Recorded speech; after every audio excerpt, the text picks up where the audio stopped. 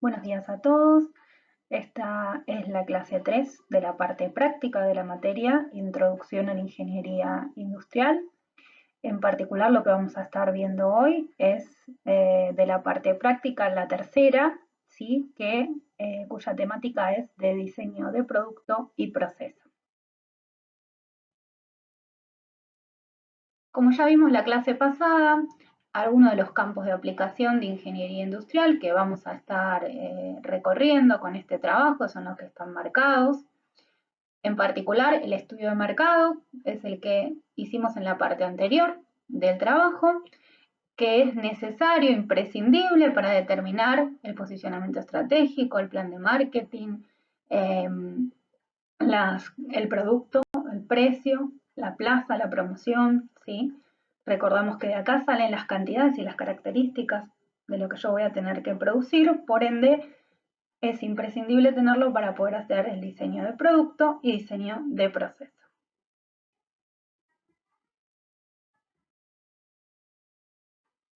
De esta forma, dentro de la estructura que tenemos de nuestro trabajo práctico, en la clase de hoy lo que vamos a estar viendo es el diseño de producto y el diseño de proceso. Así que bueno, vamos adelante con todos los pasos y las herramientas que vamos a poder utilizar para poder resolver esta parte. Vamos a arrancar por tratar de identificar algunos agrupadores que sirven para poder comprender cuáles son los disparadores en el desarrollo de productos y procesos. Para arrancar, vamos a hablar de la estrecha relación que hay entre desarrollo de producto y proceso. Si bien las fases lógicas son primero diseño y desarrollo de producto y luego el diseño y desarrollo de proceso, hay una interacción íntima entre estos dos, ya que uno es qué es lo que quiero producir y el otro es cómo es que lo voy a producir y con qué, por lo cual cualquier modificación o verificación que se haga respecto de procesos puede llegar a estar impactando en una redefinición de producto o en un ajuste de producto.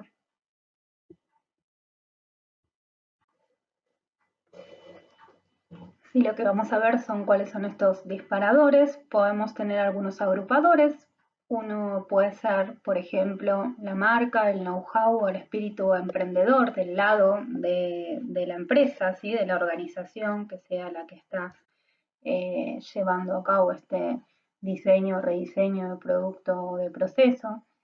Otra agrupación importante puede ser el consumo, ¿sí? Que el consumidor sea el que te está haciendo de disparador, ¿sí? Puede ser una necesidad insatisfecha del consumidor en particular, puede ser un cambio de hábitos, de costumbres en el consumidor que usted uno lo esté detectando como una necesidad insatisfecha y una oportunidad para el diseño de un nuevo producto. Por otro lado, tenemos también nuevas tecnologías, o sea, puede ser que un desarrollo tecnológico nuevo, una aplicación de una tecnología conocida para una aplicación nueva, esto haga que impacte directamente tanto en la oportunidad de un diseño de un producto como del proceso en sí. ¿Sí? Un cambio tecnológico importante puede llevar a modificaciones muy importantes en lo que es el desarrollo de procesos de producción. Por otro lado, luego tenemos también la legislación, ¿sí? Es importante acá entender que todo lo que tiene que ver con productos o servicios también tiene enmarcado una legislación, un marco legal particular. Entonces, cualquier modificación en esa normativa puede llevar directamente a un impacto en una modificación o en un cambio del diseño de producto o mismo en la necesidad de un nuevo producto o un ajuste en un proceso o la necesidad de llevar adelante un nuevo proceso. Y por último, otra agrupación interesante es pensar en todo lo que tiene que ver con responsabilidad social, empresaria y todo lo que es la responsabilidad medioambiental, porque Esto viene muy de la mano de los cambios de época que hemos tenido en los últimos años en relación al concepto del desarrollo sustentable, ¿sí? Todo lo que es el cambio en la conciencia, concientización y políticas ambientales es importante. Eso se va a traducir en legislación, si lo queremos ver así, y si no se traduce todavía en legislación, cuando hay unos cambios importantes de ética y de costumbre de las sociedades, eso lleva a la identificación de oportunidades de cambio y lleva también a la identificación de la necesidad de empezar a hacer un cambio. Con esto, en particular con el tema ambiental, por ejemplo, podemos tener certificaciones específicas, sellos verdes, y otras cuestiones que tengan que ver directamente con necesidades más duras de tratamientos, saneamientos y demás. Entonces, bueno, es importante, acá marcamos algunas que pueden ser como disparadores, puede haber muchas más, pero acá lo interesante es ver que la relación producto-proceso es íntima y que para poder hacer un buen diseño de producto y de proceso es importante tener un muy buen estudio de mercado, porque fíjense que del mercado y de la sociedad es de donde salen todas estas demandas y estas necesidades y estas oportunidades que yo voy a estar detectando.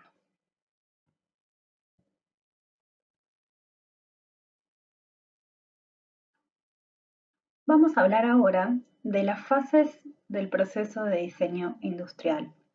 Para esto vamos a seguir un poco el sentido de la rueda desde el punto 1 hacia el 6.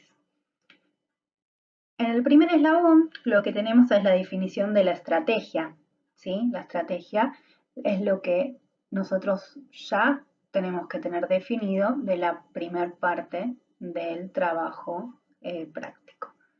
En esta estrategia es donde se definió cuál era ese producto, qué características mínimas tenía, ¿sí? Ya tengo más o menos una idea bastante acabada de los requerimientos que va a tener este producto, así como de las cantidades que voy a necesitar producir, porque lo que en la parte estratégica determiné demanda y con eso determiné cuál es mi idea de ingreso, de market share que voy a estar yo tratando de captar en ese mercado. Entonces, una vez que tenemos el qué es lo que queremos producir, ¿sí? En qué cantidades, que son las dos cosas más relevantes en este previo al paso de diseño, vamos a pasar a la fase 2, que sería el diseño de concepto, ¿sí? Que estamos ya bajando a poder hacer un boceto del producto, ya tener más o menos delimitado, diseñado, empezar a jugar un poco con el diseño de mi producto, ya del mío, de lo que yo quiero como producto. Luego vamos a tener una fase 3 que es un diseño más de detalle, ¿sí? Del producto, que ahí ya voy a entrar en, ya puedo tener modelos, maquetas, otro tipo de herramientas para poder llegar a este diseño más detallado, para poder pasar a la cuarta fase, que ya es la parte técnica y de ingeniería del producto, o sea, ya es la parte bien dura en la que voy a tener que tener los planos y el diseño clarísimo con las tolerancias y con todo lo que yo necesito de ese producto, las dimensiones, los materiales exactos que voy a necesitar, la cantidad de material que voy a necesitar y demás. Todo lo que sea diseño detallado e ingenieril técnico del producto. Básicamente, el diseño del producto del nivel más bajo que yo necesito para poder pasar al área de producción, ¿sí? Para poder decir, bueno, vamos al área de producción, pasamos a la fase 5, en la cual ya ahí voy a tener toda la pata de diseño del proceso y de llevar adelante esa producción, ¿sí? Entonces, una vez que llevo adelante la producción, lo que voy a tener luego es la última fase que va a ser la comercialización. Acá lo que tenemos es que enganchamos un poco el concepto de economía circular con la aplicación de 3R, el reciclaje, y estoy considerando que voy a tener en cuenta en mi definición y diseño estratégico la utilización, reutilización de materiales y el reciclado, ¿sí?, de los materiales que pasen a fin de vida de mi producto luego de su utilización o de su consumo.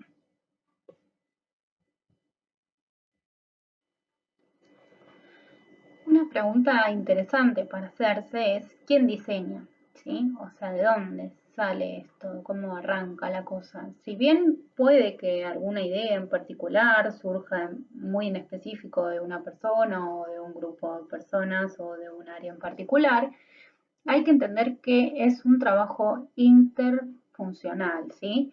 Va a ser interdisciplinario, transdisciplinario, no va a ser solo responsabilidad de una sola área, sino que va a ser el trabajo en equipo de varias áreas de la organización.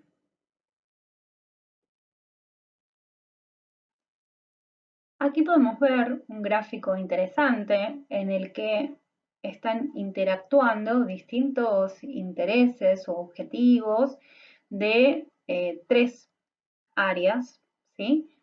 Una es marketing, que ahí lo que vemos que se está enfatizando es que se debe fabricar lo que podamos vender, ¿sí?, que es el foco que ellos van a tener, va a ser en ese análisis del mercado para poder identificar necesidades y oportunidades para poder tener ventas. Por otro lado tenemos el área de ingeniería, que es la parte más dura, técnica, que fíjense que lo que estamos expresando ahí es que se debe vender lo que podamos fabricar, es donde bajamos un poco a tierra la realidad de qué se puede hacer a nivel técnico en relación a lo que puede ser interesante o puede ser un diseño por ahí muy bueno, muy innovador, pero quizás desde el área técnica todavía no se encuentran las herramientas para poder llevar adelante. Y luego, por otro lado, tenemos el diseño en sí. Fíjense, debe ser práctico y atractivo, o sea, la pata de diseño en sí de producto, es en donde se pone toda la imaginación y todo lo que uno pueda poner de innovador y de nuevo y de poder reflejar ahí todo eso que uno en la parte de estudio de mercado identificó como necesidades o oportunidades, poderlas plasmar en un diseño propio de producto que atraiga con ese producto a ese cliente que va a entender que le va a dar un valor importante porque va a entender y va a ver en ese producto una necesidad que va a poder estar satisfaciendo.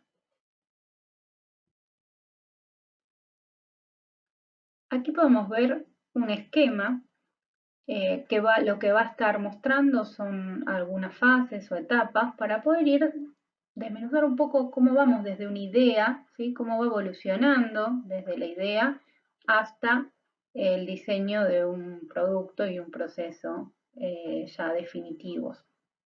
Acá lo que podemos ver es que la estrategia comercial que se planteó es de la que sale el qué, ¿sí? Sale la generación de la idea y sale la selección del producto. O sea, qué es lo que vamos a producir, eso ya está claro en lo que hace a nuestro trabajo, ya sabe cada uno qué producto es lo que va a tener que llevar adelante. Por otro lado, la fase que sigue sería hacer el diseño preliminar de producto y de proceso, que es lo que estamos viendo en esta clase, para poder determinar ahí cómo es que se van a hacer esos productos y con qué. Por otro lado, tenemos a continuación la construcción del prototipo del producto y a continuación tenemos desarrollo de pruebas y diseño definitivo. Desarrollo de pruebas tanto del producto como del proceso y diseño definitivo tanto del producto como del proceso. ¿Por qué están puestos a la par? Porque se hace un diseño de producto y se hace un diseño de proceso y mientras se va avanzando y una vez que tengo un prototipo y tengo una prueba puedo hacer una planta piloto y puedo tener un proceso piloto, podría tener una planta chiquitita de simulación de cómo puede llegar a ser ese proceso en una escala más chica para luego finalmente tener el diseño de la planta real. Cuando hablamos de validación del diseño final, la validación se hace una vez que ya está implementado, una vez que ya tengo la fábrica con la línea puesta y con el producto, con las primeras tiradas, yo ahí voy a hacer la validación. Ahí recién voy a poder validar si el producto que yo diseñé es el que está saliendo y si el proceso que yo diseñé, determiné, si las máquinas que elegí, si la forma en la que determiné el sistema de producción y todo el diseño que hice están sirviendo para el producto, para llegar al producto final que yo quiero. Lo que podemos ver a la izquierda son las distintas etapas a nivel conceptual, ¿no? Diseño de concepto y de detalle es la segunda fase grande y luego ya bajamos a lo que es ingeniería de producto-proceso en relación al cuadro anterior. Nosotros en este trabajo práctico, en esta parte 3, vamos a estarnos enfocando en esta parte de diseño preliminar, ¿sí? De producto y proceso. Va a ser solo la etapa preliminar, el resto de las etapas no las vamos a estar llevando adelante.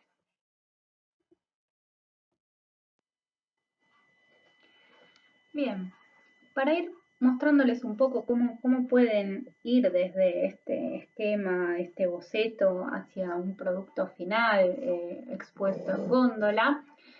Acá tenemos un poco algunos ejemplos de cómo se puede ver esto desde la idea al producto puesto en mercado. Pueden tener ahí, fíjense, desde un boceto muy simple, hecho casi a mano, hasta tener otro tipo de gráficas ya un poco más detalladas, hasta tener un esquema de despiece ya muy ingenieril de detalle, y terminando por una imagen del producto puesto en góndola.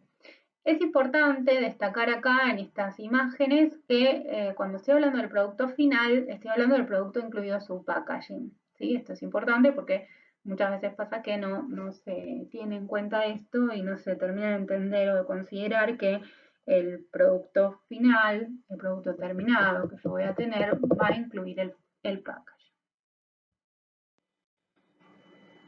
Ya entrando en algunas cuestiones a considerar para el diseño del producto que van a estar haciendo, vamos a hacer un análisis de las principales características que queremos detallar acá.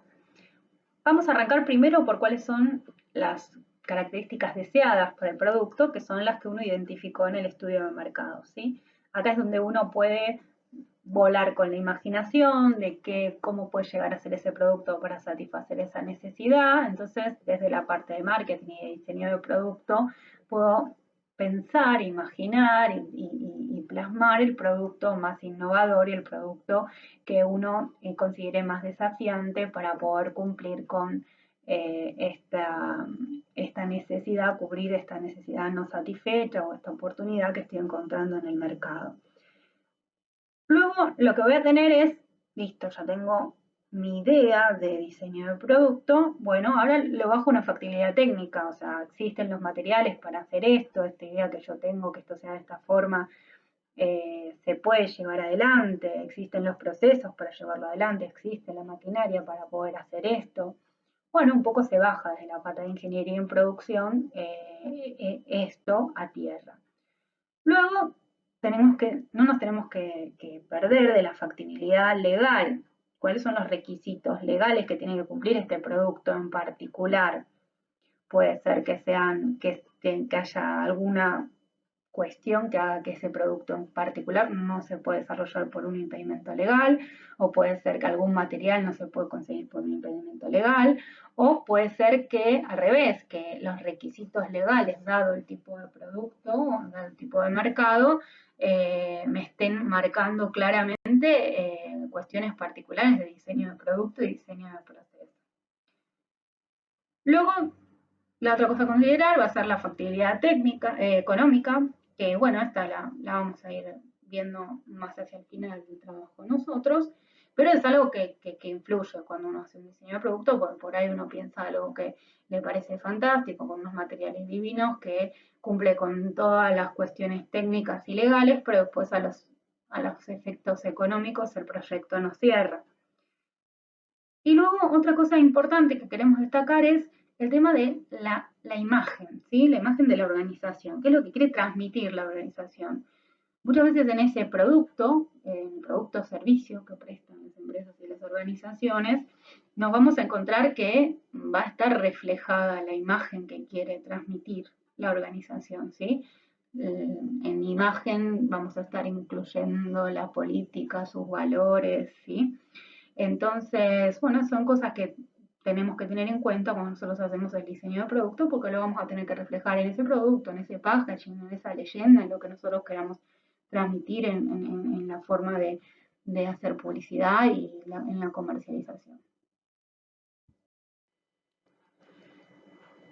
¿Qué herramientas puedo utilizar para poder plasmar este diseño de producto, para que me ayuden a mí a pensarlo y a que no se me escape nada? Bueno, acá tenemos algunas.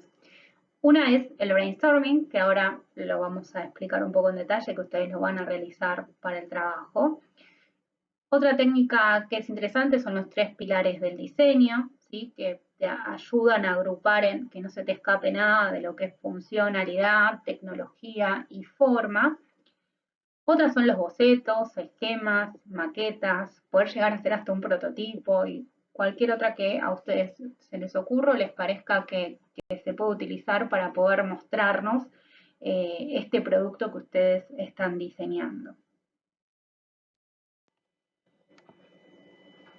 Vamos a arrancar por la herramienta brainstorming, que lo que está significando es una lluvia de ideas.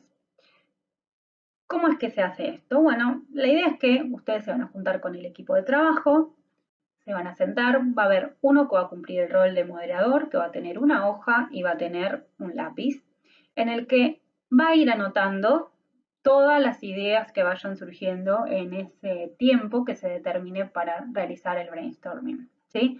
Entonces lo que van a sacar es un listado de un montón de ideas disparadoras que surgieron en relación a qué, en relación al producto que ustedes tienen que diseñar, ¿sí?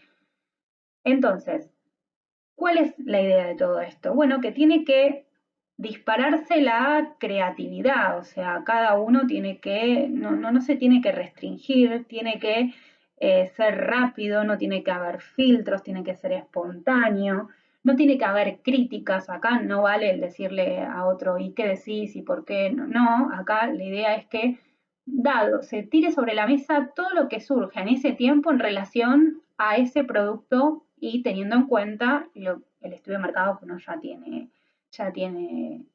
realizado.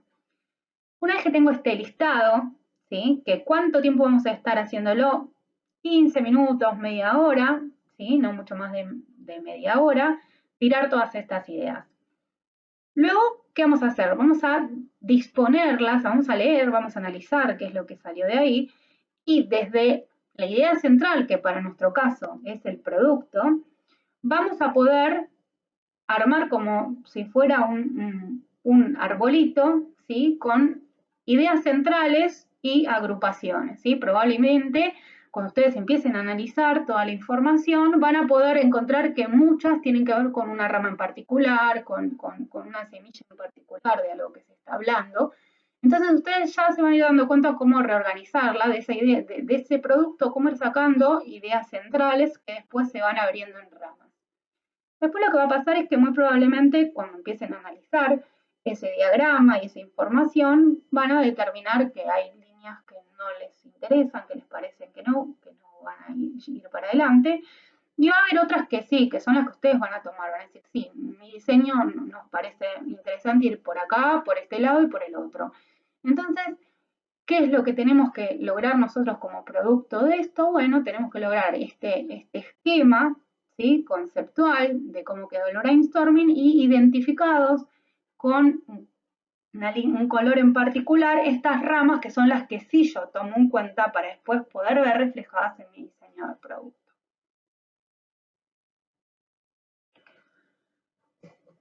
Otra herramienta que nos va a interesar poder desarrollar, que les va a servir a ustedes para poder armar el diseño de su producto, es esta que se denomina 3 pilares del diseño. Es interesante porque lo que permite es básicamente que no se nos escapen cosas gordas y nos agrupa un poco las definiciones entre lo que es funcionalidad, tecnología y forma. Vamos a leer un poquito de qué se trata.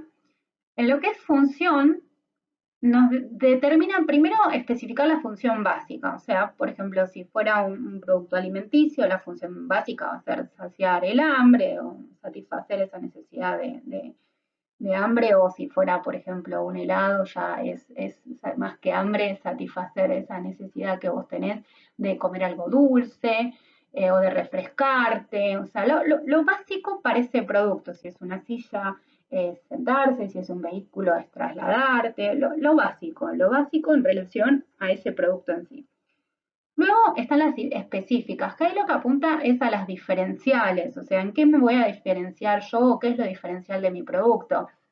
Si es alimenticio, por ejemplo, un sabor en particular, un ingrediente en particular, que sea vegano, que sea libre de gluten, que sea algo particular que yo quiera poner como función específica, ¿sí? Que va a cumplir una funcionalidad específica más allá de la básica.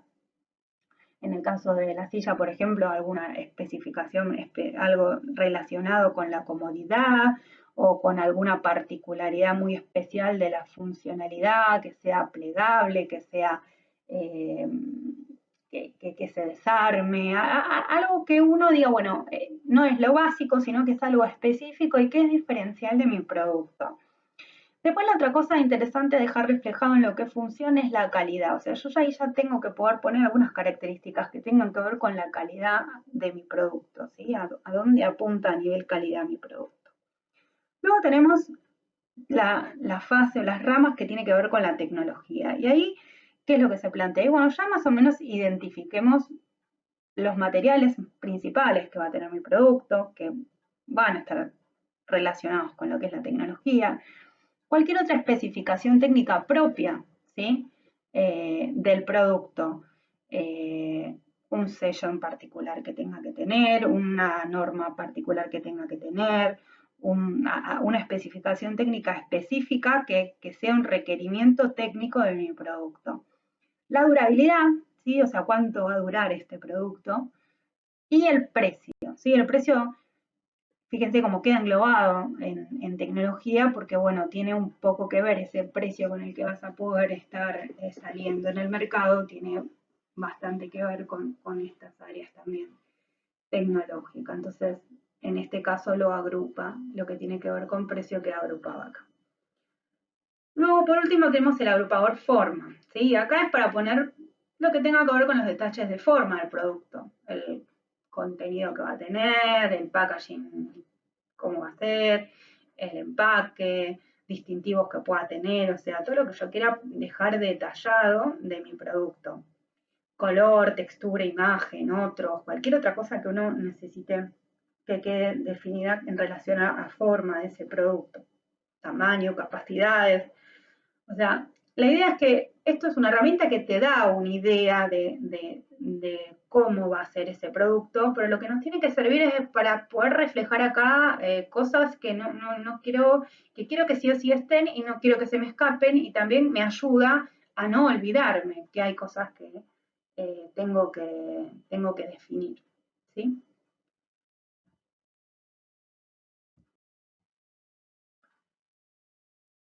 Para ir finalizando con el diseño de producto, vamos a recordar un poco el concepto de ciclo de vida del producto. Lo que es interesante acá es que ustedes puedan plasmar en un diagrama lo más tentativo posible qué es lo que ustedes están pensando de su producto en relación al ciclo de vida. O sea, si este gráfico de evolución de las ventas en función del tiempo, si estas 4 fases que tienen introducción, crecimiento, maduración y declinación, van a estarse llevando a cabo en un ciclo de 1 año, de 5, de 10, de 20. Es importante entender su producto, en qué rango ustedes están esperando que va a estar sucediendo esto. Otra cosa que este gráfico también nos está mostrando es, en la gráfica de abajo, es las inversiones, las pérdidas y las utilidades. O sea, ahí lo que estamos viendo en rojo es que vamos a arrancar con una inversión inicial fuerte, vamos a arrancar con costos, ¿sí? Con un montón de costos, y vamos a empezar con ingresos, y lo que va a pasar es que al principio los costos van a ser superiores a los ingresos, por lo que el margen, las utilidades no, o sea, van a ser negativas, hasta que va a llegar un punto en el que vamos a empezar a tener utilidades positivas, que es cuando la curva empieza a ponerse de color azul. Entonces, bueno, fíjense que cuán importante es entender esto porque te ayuda a más o menos comprender que cuando empieza toda la fase de introducción, el proyecto va a estar a pérdida, ¿sí? Entonces, esto es importante para que nosotros entendamos porque nos sirve también para poder, luego cuando tengamos que evaluar la parte económica y financiera, saber qué espalda uno va a necesitar para poder llevar adelante este proyecto, ¿sí? Por cuánto tiempo vamos a estar a pérdida y cuándo empezamos a ver utilidades. Esto es importante. Y si se fijan al final, las utilidades, cuando ya estamos en la etapa de declinación, las utilidades ya se hacen nulas, ¿sí? Entonces, esto ayuda a comprender por qué es importante que vayamos trabajando en ir haciendo un relanzamiento del producto para tratar de que en la curva de los productos que tengo en realidad queden más bien amesetadas en una madurez en la que yo siempre voy a ir saliendo con otro producto que me va a permitir ir acompañando haciendo más continua esa curvita que tenemos ahí.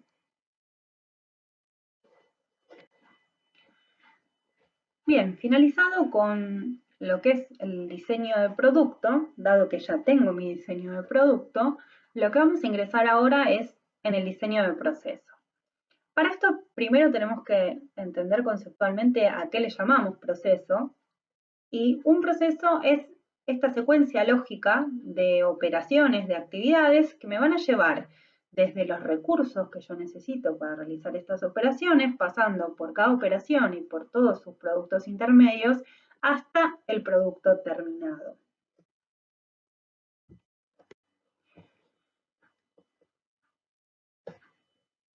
Algunas herramientas que vamos a poder utilizar para nuestro diseño de procesos son el diagrama de flujo de proceso, que es muy importante y ahora lo vamos a ver bien en detalle, la descripción del proceso, la tabla de determinación de tecnología del proceso, que va a incluir la selección de maquinaria y equipos que voy a utilizar en ese proceso, y el sistema de producción. Otra cosa muy importante que vamos a estar determinando en el diseño del proceso es la determinación de la tecnología que voy a necesitar en este proceso. Habíamos dicho que el proceso está en esta secuencia de operaciones hacia un producto terminado. Los recursos que voy a estar necesitando para realizarlo los podemos dividir en estas 4 agrupaciones: materias primas e insumos, maquinaria y equipamiento, mano de obra y energía. Por otro lado, tengo la determinación de los requisitos que tuve del diseño de producto y de la parte de posicionamiento estratégico. Entonces yo voy a tener determinada cuál es la calidad que tengo que cumplir con mi producto, qué cantidades, en qué tiempo, si el producto es de demanda constante, si es estacional, y si tengo alguna determinación de plazos o de tiempos específica. Entonces, con todo esto yo voy a hacer un análisis con lo que, en función de la necesidad que tengo de responder con estos requerimientos, voy a poder determinar y analizar y determinar cuál es la tecnología que voy a estar requiriendo para poder llevar adelante esto. Entonces, ¿cuál es el objetivo final? Que este producto pueda cumplir con las características en cantidad, en plazos determinados y en calidad del producto que se diseñó. ¿Y cómo vamos a analizar esto? Bueno, se va a hacer operación a operación. Yo cada operación tengo que poder identificar y determinar en calidad, o sea, características, y en cantidad todas las entradas, o sea, materias primas, insumos, maquinarias, equipos, mano de obra, energía eléctrica, calórica, presión, lo que fuere que hace falta. Entonces, esto lo tengo que poder determinar en calidad y cantidad. ¿Para qué? para poder lograr una producción, como dijimos antes, en cantidad, calidad, tiempos y costos, conforme lo requerido y especificado.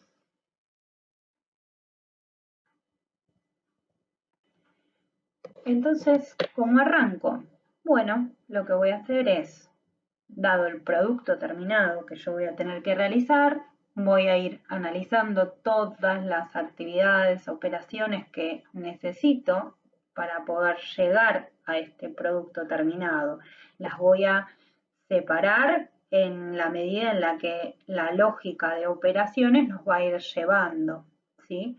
Entonces, ¿qué es lo que vamos a hacer? Una vez que vamos identificando estas actividades o operaciones, lo que yo tengo que poder ir identificando es claramente la secuencia lógica que hay, la relación que hay entre estas operaciones y los productos intermedios que van a estar saliendo de estas operaciones. Cada operación va a dar por resultado un producto intermedio o subproducto que yo tengo que poder tener claramente identificado y caracterizado. Otra componente importante que va a tener el diagrama de flujo de proceso va a ser para cada operación la identificación de las materias primas e insumos, maquinarias y equipos, mano de obra y energía. Y esto quiere decir que no es que vamos a dejar expresado esto de la misma forma en la que lo estamos viendo ahora, en un genérico, sino que lo que vamos a hacer en nuestro diagrama de proceso va a ser poner específicamente cuáles son esas materiales, maquinarias, mano de obra, ¿sí? Y energía que yo requiero en esa operación. Para cada operación, lo que tengo que identificar entonces claramente es las entradas, o sea, qué es lo que necesito para que esa operación se lleve adelante.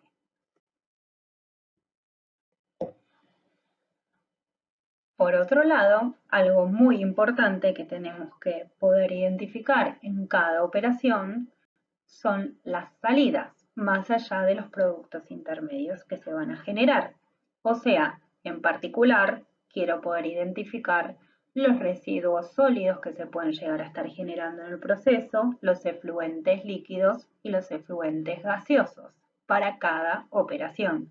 Tengo que poder identificar esto, tengo que poder identificarlo porque después lo voy a tener que necesitar caracterizar y poder hacer el tratamiento y la disposición final o el recupero y el reciclado de esos materiales.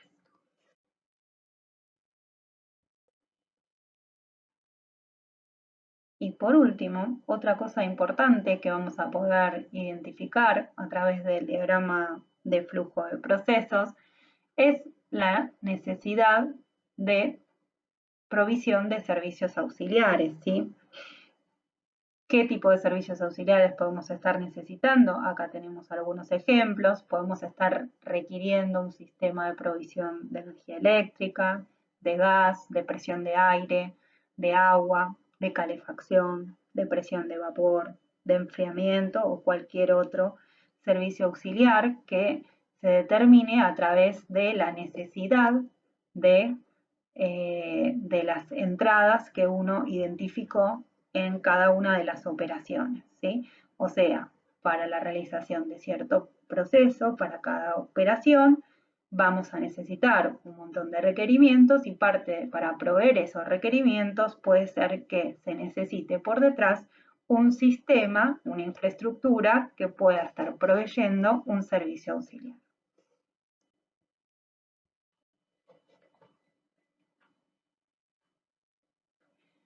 De esta forma, el proceso primario queda constituido por la secuencia de operaciones lógicas hacia la determinación del producto terminado, el diagrama de flujo de proceso de este proceso primario, ¿qué es lo que contiene? Contiene las operaciones, los productos intermedios, que son las salidas de cada una de las operaciones hasta la última, que es la que me va a estar dando el producto terminado, todos los ingresos a cada una de las operaciones, indicando claramente cada uno de los componentes, y todas las salidas que representan residuos o efluentes. Entonces, cuando uno solicita un diagrama de flujo de proceso, lo que está pidiendo es que se realice este esquema que está en amarillo. La secuencia lógica de operaciones es un diagrama, cada rectángulo representa una operación con el nombre de la operación. El producto de ustedes van a requerir operaciones específicas, que esa operación va a tener un nombre en particular, que va a tener el nombre de esta actividad que se va a estar llevando adelante en esa operación. Cada uno de los materiales, equipamiento, mano de obra va a ser particular y ustedes van a estar colocando ahí en particular qué es lo que ingresa a esa operación, lo mismo con los residuos y efluentes.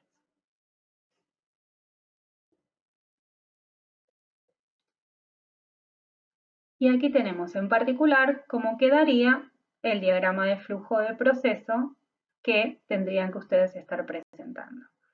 Ahora, como no todos los diagramas de flujo van a ser de este estilo, que va a ser una secuencia de operaciones en serie de una cantidad de operaciones hacia el producto terminado, ahora vamos a ver algunas configuraciones posibles para que ustedes ya se vayan haciendo a la idea cuando empiecen a hacer el análisis del diagrama de flujo.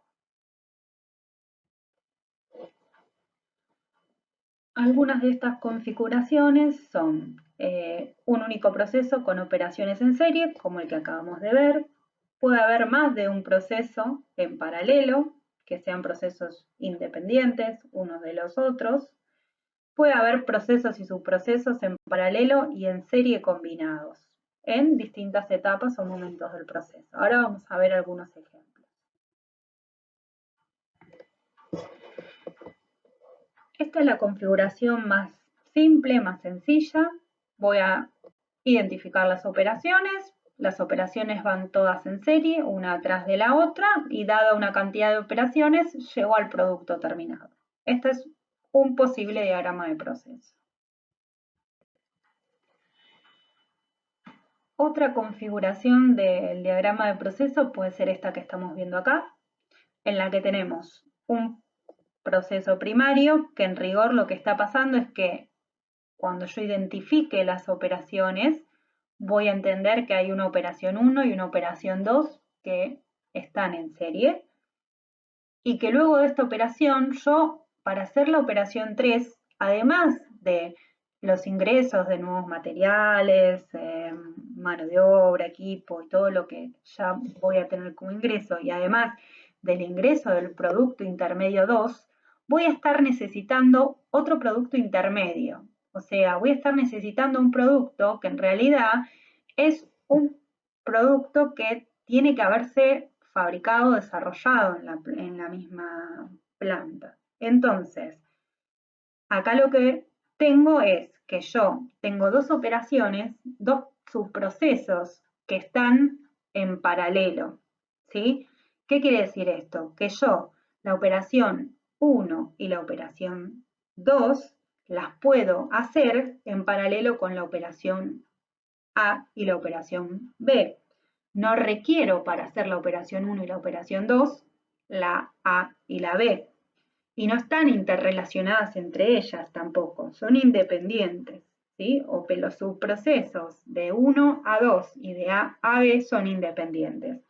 Lo que pasa es que este subproducto B, que sale de la operación B, yo lo necesito como entrada en la operación 3. Entonces, dado el caso que sea así, cuando yo hago el análisis de operaciones, me encuentro que vengo armando un pedazo del producto y por otro lado hay otro pedazo, otra parte del producto que yo la puedo estar haciendo en paralelo e independiente y después se van a juntar cuando tengo que hacer, por ejemplo, al final un ensamble, entonces voy a estar en este estilo de diagramas, que los voy a tener que representar así. Y siempre voy a estar identificando todas las operaciones, los productos intermedios, entradas y salidas en las dos ramas. Y lo que va a salir al final es el producto terminado. Fíjense que el producto terminado sale de la operación 4, no sale de la B. ¿Sí?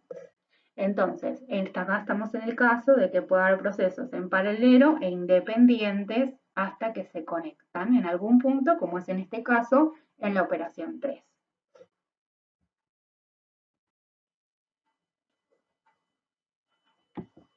Otra configuración posible, otra cosa que puede suceder es que yo tenga dos procesos que van en paralelo y totalmente independientes entre ellos, como puede ser cuando yo tengo que hacer la producción de un producto 1 y un producto 2 que son diferentes más allá de sus similitudes, ¿sí? Puede ser que yo tenga que realizar un producto de una forma, otro producto de otra forma, con otras operaciones y que sean independientes entre sí. Ahí estaríamos en el caso en el que, por ejemplo, podríamos tener una familia de productos o alguna configuración de productos en la que no necesariamente el producto 2, por ejemplo, yo lo pueda realizar con las operaciones que estoy realizando, que tengo en el proceso que lleva al producto 1.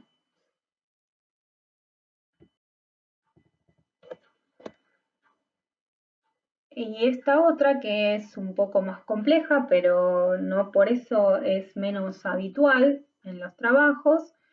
Acá tenemos un proceso primario que tiene operaciones, ¿sí? Por ejemplo, como la operación 1, 2 y 3, que van en serie, y luego pasa como el caso que habíamos comentado antes, en el que para poder realizar la operación 3 requiero del producto intermedio B, que a su vez para realizarlo requerí de hacer operación A y operación B. Y después resulta que para poder hacer la operación 4 también necesito otro subproducto de otra operación que corría en paralelo por otro lado, que es la que genera operación 1, 2 y 3 en números romanos. Entonces, esto, como les digo, no es raro de ver en los trabajos y no es raro de ver en la necesidad que hay de los procesos, ¿sí? Lo importante es que cuando ustedes se encuentran, cuando van armando las operaciones, se van encontrando con cosas que van independientes y se juntan en algún punto, bueno, entiendan que no siempre van a estar viendo como configuración de diagrama de flujo de proceso unas operaciones en serie lineales hacia un producto terminado.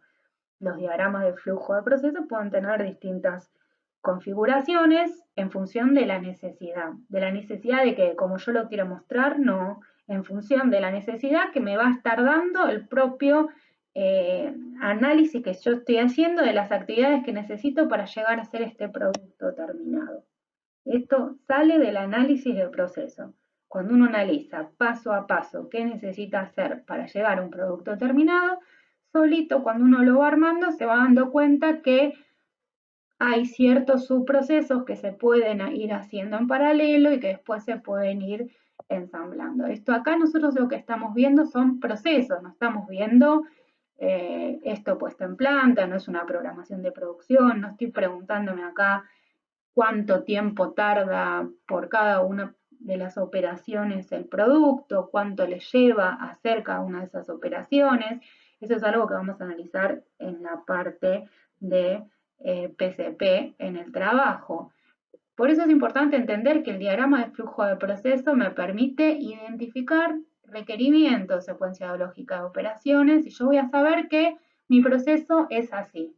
Mis necesidades son estas y la secuencia lógica de operaciones es esta. Después vamos a ver si hay una sola máquina que me haga la operación de la 1 a la 4. Vamos a ver cualquier otra característica que yo necesite en relación a cada una de las operaciones. Pero hasta acá es identificar y dejar bien plasmado todo en un diagrama de proceso. Y es muy importante que el diagrama de proceso hable por sí solo. O sea, yo veo un diagrama de proceso, yo leyendo el diagrama de proceso tengo que poder entender clarito cómo es el proceso, qué entra, qué sale, qué producto intermedio tengo y qué genero de residuos y qué demanda y necesidad de recursos tengo. Sin que nadie me explique nada. Es autoexplicativo un diagrama de proceso mostrado con esta información que nosotros estamos requiriendo acá. Ahora vamos a ver algunos conceptos que son importantes para poder tener en cuenta en el desarrollo de nuestro proceso. Uno de ellos es la escala de producción. ¿De qué va a depender esta escala de producción? ¿Qué volumen voy a poder producir yo, qué capacidad de producción va a tener mi planta. Bueno, nosotros hicimos un estudio de mercado en el que de ahí surgió una curva de demanda que pasó a ser una curva de producción, que es la que ahora se pasa a diseño de proceso, que nos dicen, bueno, necesitamos fabricar todo esto en este tiempo. Nosotros vamos a tener una demanda y una fase a producción que es anual. Lo que tenemos que ver ahí es si ese anual es uniforme o si tengo una estacionalidad para poderlo llevar a cómo va a ser mes a mes y así poder determinar luego cuál es la capacidad de producción que yo voy a estar necesitando en función de cómo tengo que abastecer esta demanda. Entonces, ¿por qué es importante esto? Porque no es lo mismo si yo tengo que producir 10 unidades por día, que 100, que 1000, que 10.000 o que 1000 por minuto. Entonces, esto, ¿qué es lo que me ayuda a determinar o qué es lo que me determina en función de esta escala que tengo de producción? Y bueno, me va a determinar la tecnología y el automatismo que yo voy a necesitar para mi proceso. No es lo mismo si yo tengo que hacer en función de las cantidades que tengo y el tipo de producto y el tipo de operación, si yo tengo que hacer una operación manual o si en función de la necesidad que tengo y el volumen ya necesito para cumplir con los tiempos y los estándares un algo semiautomático o si ya tengo que pasar por el volumen de producción y la velocidad que necesito de procesamiento a algo más automático o requiere un control automatizado o robotizada. Entonces, es importante la escala de producción porque me define la tecnología y los automatismos que voy a necesitar. Otra cosa que es importante es que en función de esta escala de producción y de estos procesos que voy a necesitar y de esta tecnología, lo que se va a hacer es se va a seleccionar la maquinaria, el equipamiento, los sistemas de transporte de materiales que vamos a tener entre las operaciones, el almacenamiento, cómo hacer, qué características va a tener, y cualquier otro requisito que yo tenga de proceso que lo voy a tener que determinar. Entonces, ¿qué es lo importante acá? Que cuando yo hago la selección de todo esto, yo debo ir seleccionándolo, verificando que voy a estar cumpliendo con el requisito del proceso. ¿Sí? Es decir, si yo tengo una operación que me dice que necesita sacar cierta cantidad, procesar cierta cantidad de unidades por hora, yo cuando vaya a buscar la máquina para eso, tengo que buscar una máquina que dentro de su rango me pueda dar esa producción o un poco más. Entonces así es como yo voy a ir verificando que lo que, dada el requisito de proceso, voy a ir buscando equipamiento en función de lo que necesito. Si el volumen es alto, muy probablemente el transporte de materiales no va a ser manual, ¿sí? Ni va a ser batch, probablemente va a ser algo más continuo. Entonces así es como en función de esta escala de producción y de estos requisitos que vamos a tener de cantidades por unidad de tiempo, vamos a ir también definiendo cada una de las componentes que voy a necesitar en la planta.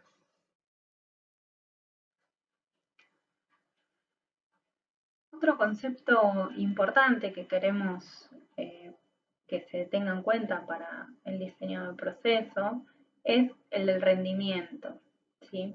Acá, por ejemplo, acá tenemos un ejemplo bastante claro que es yo tengo una operación, un proceso que requiere de 100 metros de tela y después sale un producto terminado que en rigor tiene incorporados 90 metros de tela.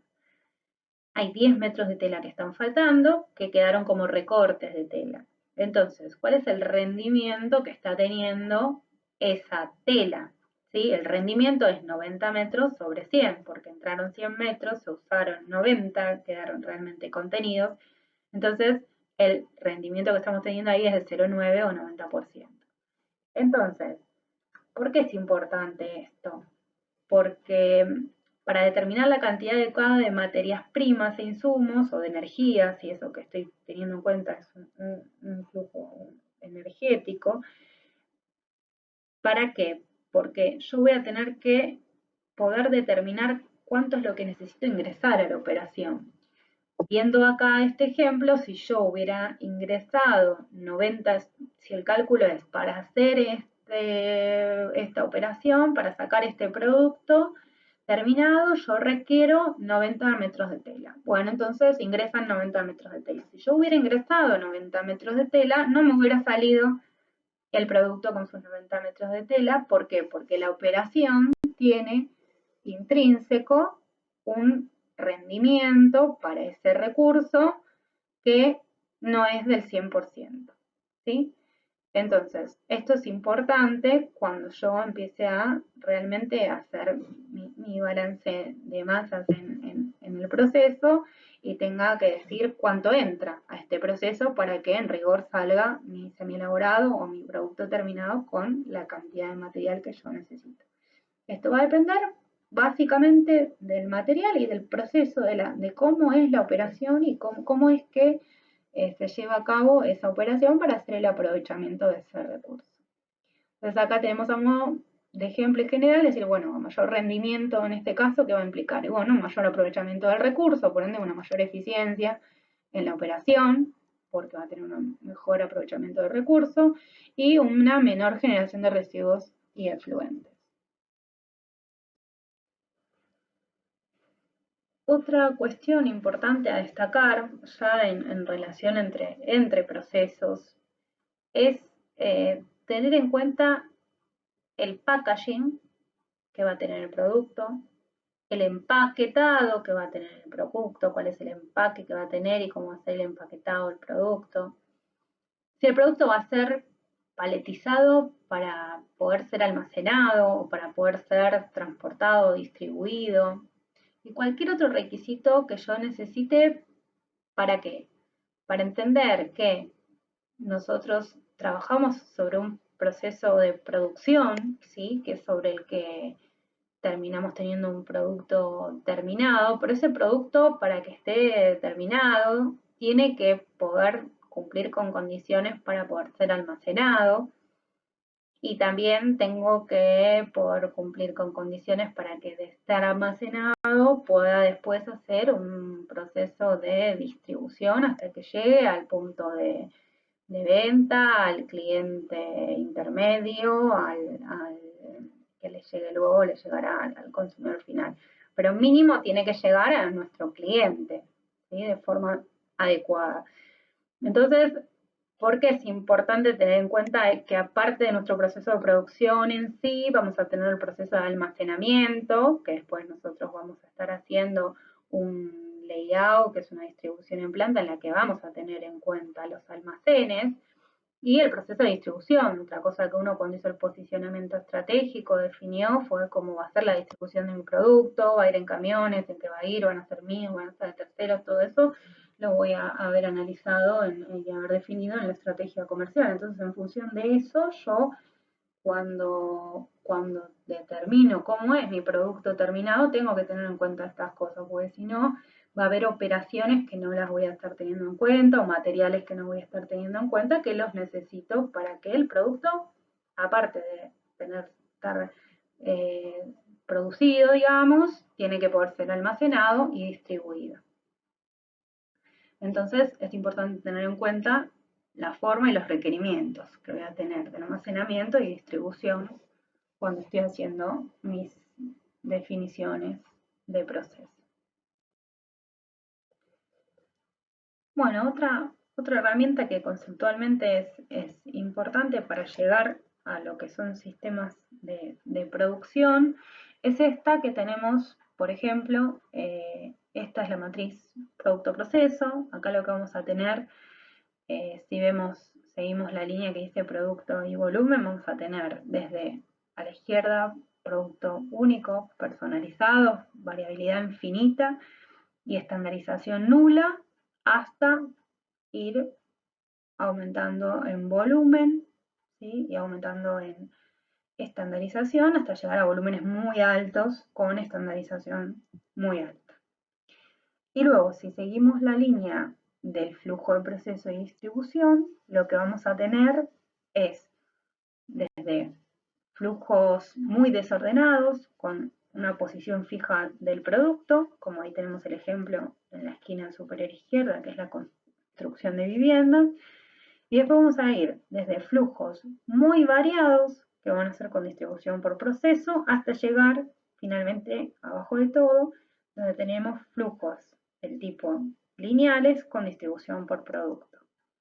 Esto nos abre la puerta al diagrama de sistemas de producción.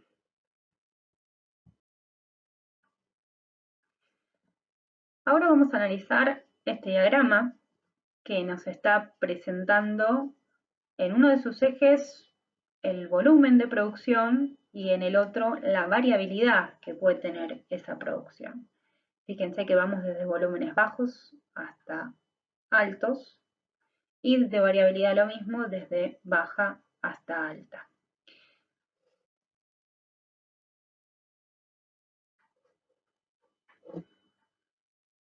Ubicados en la parte central y superior izquierda, nos vamos a encontrar con los sistemas que son del tipo intermitentes.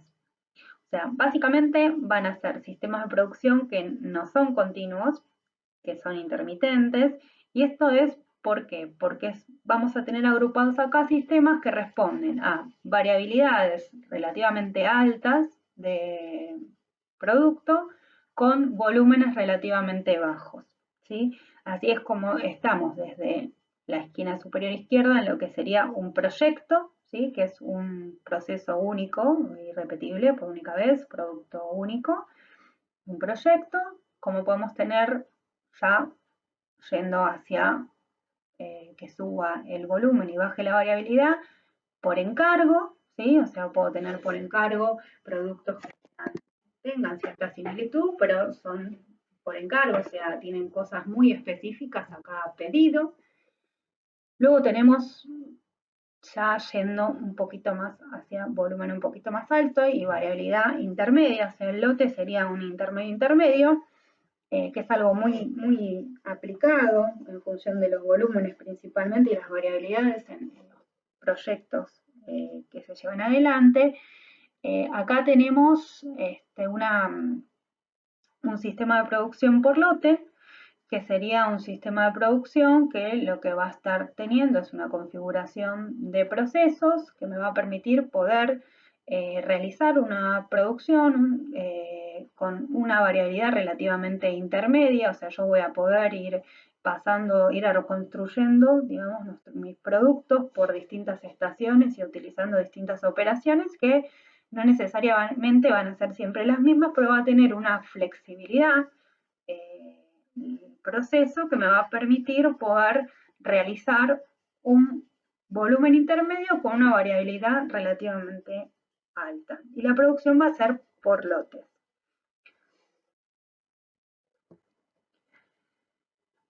Por otro lado, tenemos los sistemas de producción continua, que ya se están colocando en la parte inferior derecha del gráfico. Fíjense que ahí vamos hacia lo que es volúmenes altos y variabilidad relativamente baja.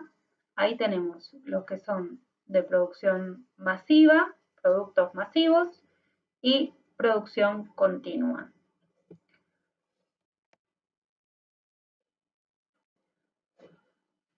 Finalmente, cabe destacar que hay sistemas de producción que son del tipo combinados, o sea que lo que podemos tener es en un sistema, en un proceso, podemos tener combinados un sistema intermitente con un sistema del tipo continuo, sobre todo ahí en el cruce entre lo que es lote y masivo. Podríamos llegar a tener un cruce ahí, o quizás con algo que pueda ser más tipo lote y que luego pase a algo más continuo. Tenemos esas situaciones que también se pueden dar. De hecho, hay trabajos en los que se han dado esta situación. Luego, cabe destacar que todo esto lo vamos a ver muy en particular en la próxima clase. En la parte teórica se va a explicar cada uno de estos sistemas de producción con ejemplos y lo vamos a estar charlando y discutiendo un rato. Esto lo que nosotros pretendemos es darles a esta instancia algunas herramientas para que ustedes ya se vayan metiendo en este concepto de sistema de producción que forma parte de lo que es procesos de producción que va a tener que ver con definiciones de proceso, y así ya van teniendo una idea para poder hacer una definición preliminar de cuál estiman a priori, con todo lo que tienen hecho de diseño de proceso, cuál podría llegar a ser su sistema de producción, que después en próximos capítulos del trabajo práctico vamos a terminar de resolver. Para complementar un poco tanto el gráfico producto proceso como el gráfico de sistemas de producción, acá les dejamos un listado de características, ¿sí?, que tiene un sistema intermitente y un sistema continuo, para que ustedes a priori, a simple vista, analizando un poco lo que dice acá, puedan, con la info que tienen ustedes y lo que tienen de requerimientos y de diseño del proceso, ir ya más o menos delineando de qué lado, cuál le parece que puede ser el proceso, si es más de tipo intermitente o continuo, y dentro de ese tipo de sistemas, cuál en particular les parece que puede ser el que van a tener que utilizar para su trabajo.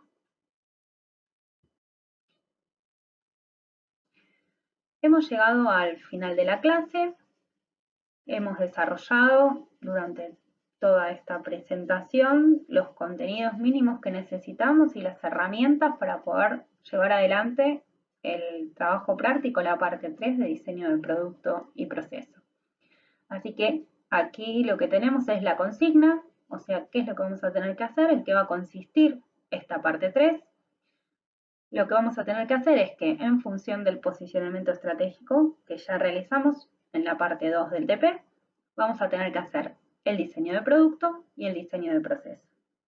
Con respecto al diseño de producto, lo que vamos a tener que presentar es un brainstorming y los 3 pilares del diseño. Por otro lado, vamos a tener que presentar el producto diseñado, o sea que vamos a tener que hacer un boceto, puede ser a mano alzada si no tienen cómo hacerlo con una herramienta informática, sino con la herramienta que ustedes quieran. Lo importante es que tengamos el boceto lo más claro posible de cuál es el diseño del producto. Tiene que estar claro el packaging, el empaque, el servicio de postventa, si es que lo tiene, y cualquier otro servicio o característica complementaria que tenga este diseño de producto. Cerrado diseño de producto, lo que vamos a tener que presentar también es diseño de proceso. Entonces, ¿qué es lo que vamos a hacer? Vamos a tener que presentar un diagrama de proceso primario, como el que les mostramos y les explicamos, que va a tener las operaciones, las entradas y las salidas. O sea, productos intermedios, producto terminado, todo lo que entra y todos los residuos y efluentes que se generan. Por otro lado, vamos a tener que entregar la descripción del proceso, que es una breve descripción de cada operación. Y finalmente lo que vamos a tener es una tabla de determinación de tecnologías del proceso. Esta tabla, ¿qué es lo que nos va a permitir? Plasmar para cada una de las operaciones listado, materia prima e insumos, maquinaria y equipo que voy a estar utilizando, mano de obra, energía y todo con cantidades y características, o sea, en calidad, qué es lo que hace falta, ¿sí?, para poder llevar adelante cada una de las operaciones. En el caso de la maquinaria, aparte de las especificaciones técnicas, lo que les pedimos es que acompañen la información con imágenes y descripciones técnicas detalladas de maquinaria y de equipo, ¿sí?, no más de una imagen y las características principales. Toda esta información ustedes tienen publicado en el campus, un template, que es una preforma que básicamente les muestra cómo tiene que hacerse la presentación del material, ¿sí? Ahí, esto va, el diagrama de flujo es como nosotros se lo mostramos recién en la clase, y luego la descripción del proceso y la tabla de determinación de tecnología tienen el template de cómo es esa tabla y cómo es la tabla en la que también se construye la descripción del proceso. Y otra cosa importante para finalizar esta parte es, en función de lo que ya fueron viendo, de lo que son sistemas de producción y todo su proceso, ya lo que tienen que ir poniendo al final de este capítulo es cuál entienden ustedes que a priori, con la información que tenemos hasta ahora, podría ser el sistema de producción que ustedes van a tener que estar utilizando. Y con esto termina la actividad de hoy y la clase de hoy.